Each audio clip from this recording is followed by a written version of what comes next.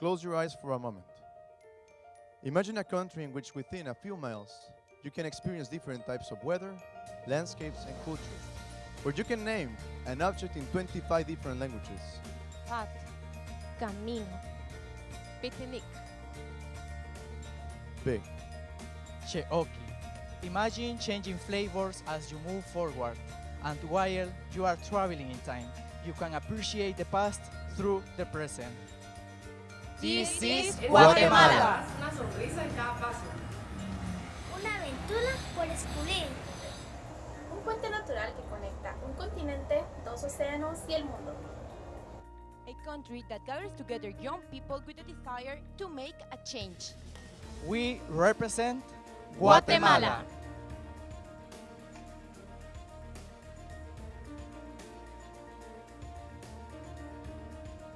We are Enactus Landivar. I am Alejandra Gonzalez. I study preschool education. I'm the one who helps kids fulfill their dreams. My name is Lester Flores, a business administrator who thinks that with strategic planning we can shape a better world. My name is Lisa Cetina, a future editor who accesses the financial gap between vision, reality, and goal with efficiency and effectiveness. My name is Javier Garcia, a future lawyer who believes that we can transform the world through politics. And I am Carmen Valenzuela, an industrial designer who believes that innovation and creativity can change the world.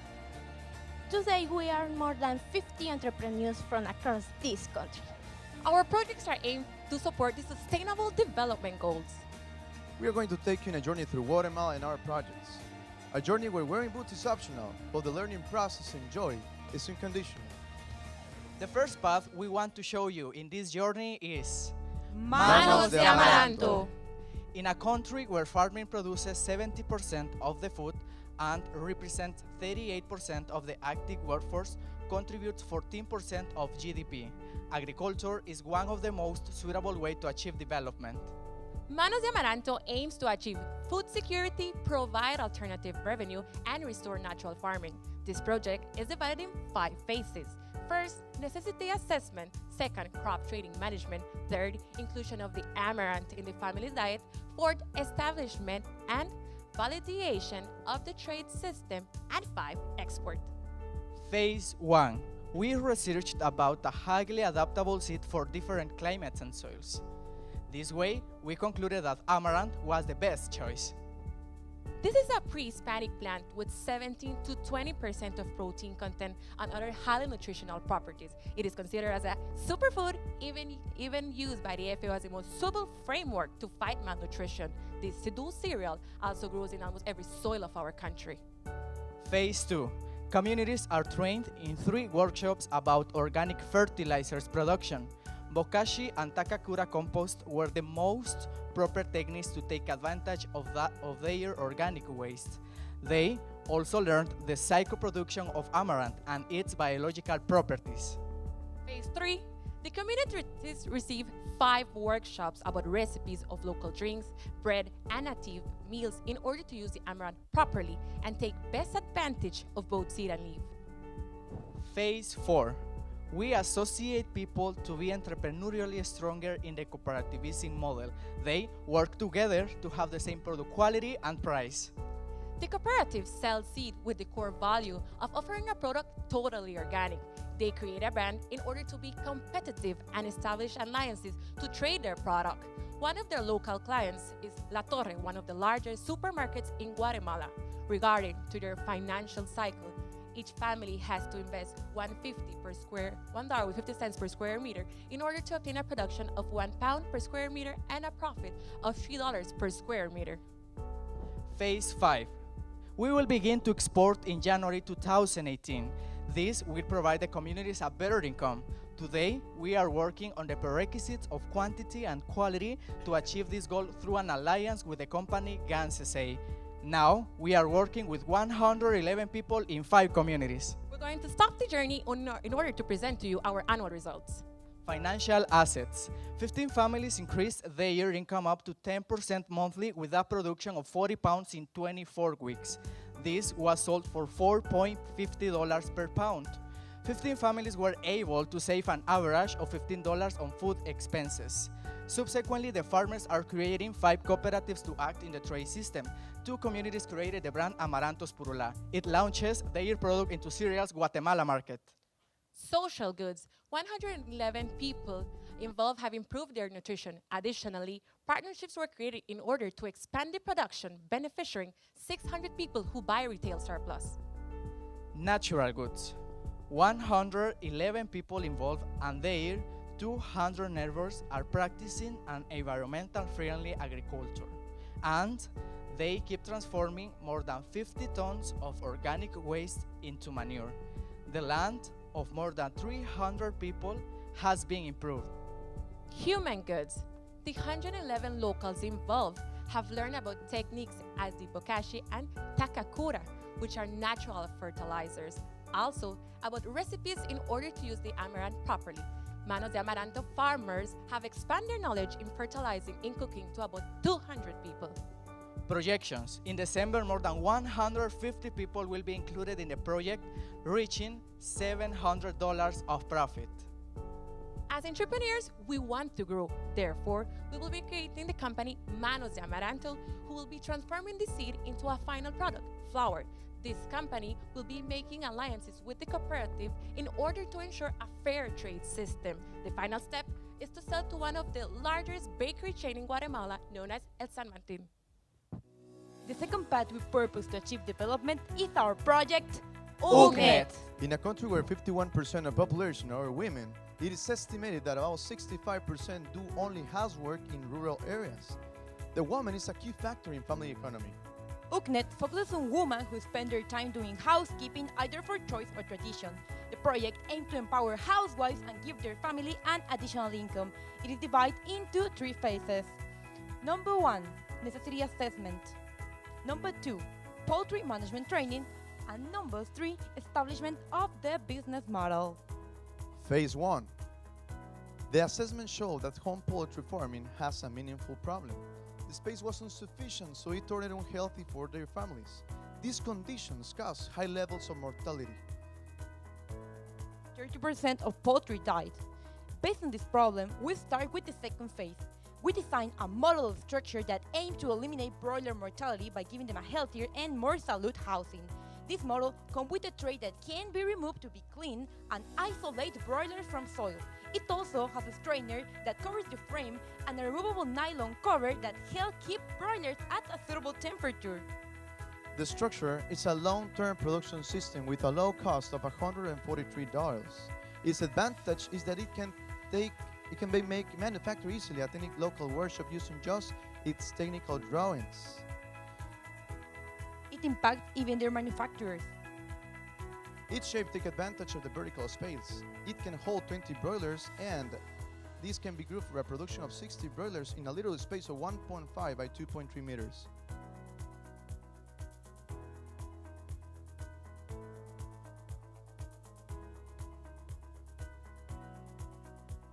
Phase 3. The women are associated to create cooperatives. The cooperativism assures the quality of production and the refill of supplies. We received 4 workshops about how to commercialize in the local market and how to refill their models. Value proposition. The cooperative sells organic chicken. The clients, the product is sold in local markets and local grocery stores. The brand, the women create their own brand to expand in the market. And the financial cycle. The woman has to do an initial investment of $460. After that, $110 bi-monthly for the refilling of supplies. Actually, we are working now with 10 women and 50 family members. We will stop again to present you the annual results. Financial assets. 100% of productivity generated a net profit of $84, improving family income in a 36%. The women are planning to increase their production so they can achieve $260 monthly each. The Women are being associated to create a cooperative to act in the trade system. Social goods. 10 women were empowered by the broiler network. Also, we reduced poultry pollution, giving them a healthier workspace, and we were able to include them in the local market. Natural goods. We provide to the broilers a healthier environment, reducing its overcrowding. Actually, we are using 100% of broilers' manure as a natural fertilizer. Physical goods. Women now have a moral structure that let them increase their income within their house comfort without interrupting their daily chores. Human goods. The women are learning how to do their broilers management and the business planning. Projections. The project will be replicated in 2 communities with a group of 100 people and a 600 broiler production. It is expected that within 7 weeks, there will be a bi-monthly net profit of $260 per woman. As Enactus, we become social entrepreneurs, so we create the company UPNET, making alliances with cooperatives as Cruz Blanca and others. We sold the models at low price, the broiler's chicken and the broiler's feed, so we can keep empowering women. Our last path in this journey is the project Dinko. In Guatemala, the school attendance increases 3% each year. This means it's an opportunity to empower our youngest brothers and sisters. Dinko bets on quality education and institutional empowerment. This project is divided into 5 phases. Number 1, necessity assessment. Number 2, development of the methodology. Number 3, validation of the methodology. Number 4, creation of the business model. And number 5, institutional empowerment. Phase 1. Guatemala has the lead in teaching innovation. Guatemala education is traditional. It focuses on the kids' obligation instead of their necessities. According to the winner of the 2013 TED Award, Sugata Mitra, we are able to be self-direct learning. It showed that children's curiosity is the top learning tool. Top learning tool.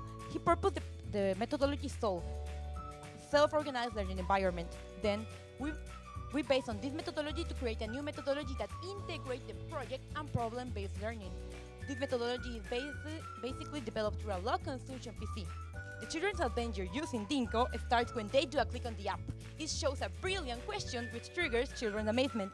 At the end of the session, the program encourages children to create an hypothesis and prove them by the creation of a product made of recycled materials. The team developed 2 designs for the system. The first design is an independent model for library and school with limited space. The second design is an interactive class equipped with 5 computers, working station tools, and a wage management system. Phase 3. We create assessments to evaluate the critical thinking, reading comprehension, decision-making, and problem resolution. Then, we use the assessment proposed by the Ministry of Education of Guatemala to prove the effectiveness of this methodology. This methodology is based on the curriculum established by this institution, which certifies it for the entire country. Phase 4. As a social entrepreneurship that will use a disruptive business model. Value proposition, innovator education and technology approach. Clients. We plan to promote certificate private educational institutes all over the country with kids in poverty. Dinko Company airs to the service, equip class, methodology, and workshops. Phase 5. Dinko Company will give a monthly workshop to ensure the learning process in the institutions. Also, it will check the waste management system and the computer system once a month. Currently, we're working in 2 private schools, 1 public school, and 1 library. The last stop is to present the annual result of Dinko Financial assets. According to the National Institute of Statistics in Guatemala, quality education will let children increase their income up to 80%. This is how we will empower 2,510 children. Also, we will reduce garbage expenses in 30%. social goods. 2,510 children empowered with quality education. Environmental goods. 100% of organic waste will be used in 2 schools and 1 library for children agricultural projects. Also, 40% of non-organic waste will be reused for children craft projects. Physical goods. 3 equipped class in 3 schools and 1 library with a model. Human goods.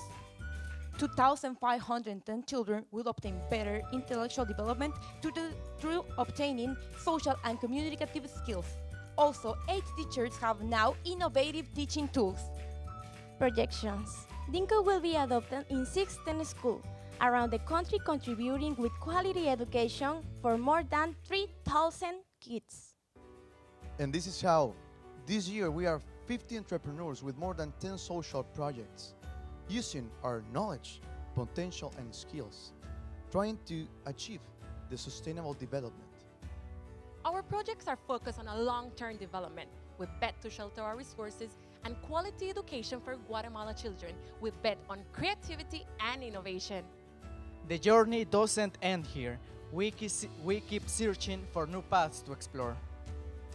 We are A network of 27 private partnerships, 5 public partnerships, 13 empowered communities, and 7 faculty advisors. We move forward. We invest about 15,000 hours of our experience in our projects.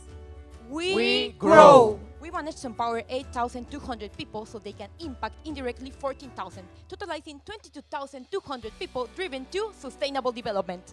And you, will you join us in this trip? We are Enactus Landivar.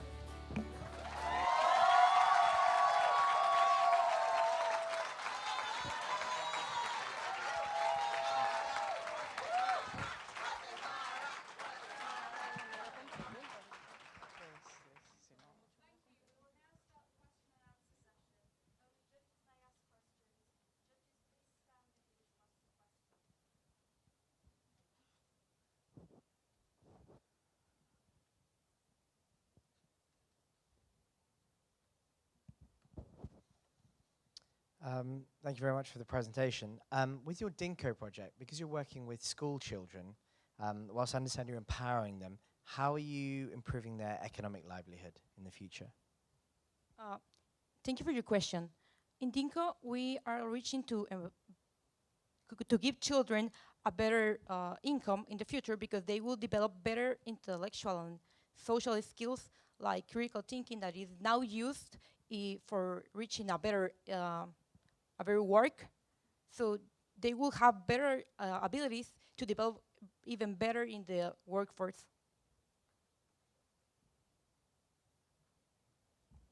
Hi, I love the business model which you had in AC and the insight around the improved chicken or broiler conditions. The modules for those, were they developed as part of the company? Were they donated?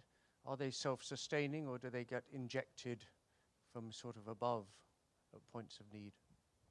Excuse me, can you repeat your question? I'm trying to work out whether the broiler units came out of the model or whether they were donated into the model. They were generated into the model. And purchased by the housewives or owned by AC? No, they are being purchased by the housewives. They have to they will have like a credit to buy it, so they will have like little pieces from the price each month to pay for it.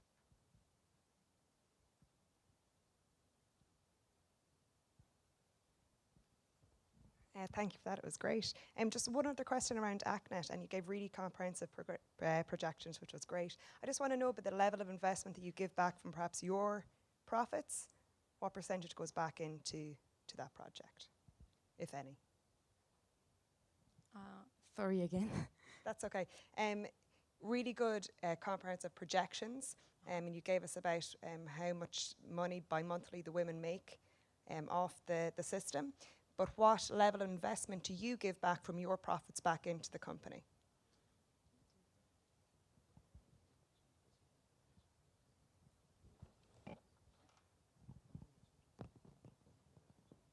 Okay, we get back just like the cost and a little percentage of the broiler feed and the payment they do for the broilers for our company.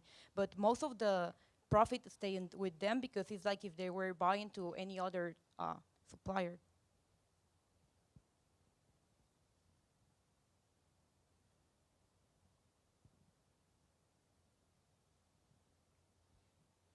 Just a question. I've noted that in 2 projects you say you've either created a company or created a cooperative. are these the members of the community that are owning the company and are part of the company, or is it the members of the team? Just want to know more about the sustainability of the company. Thank you for your question. We have both of them. When we talk about cooperative, it is by the people in the communities. They work together so they can achieve even more revenues. And when we talk about a company, it's a company that our team is looking forward to create in order to take advantage of this benefit that is being created, because we notice that it's a really good market. So we want to be in there.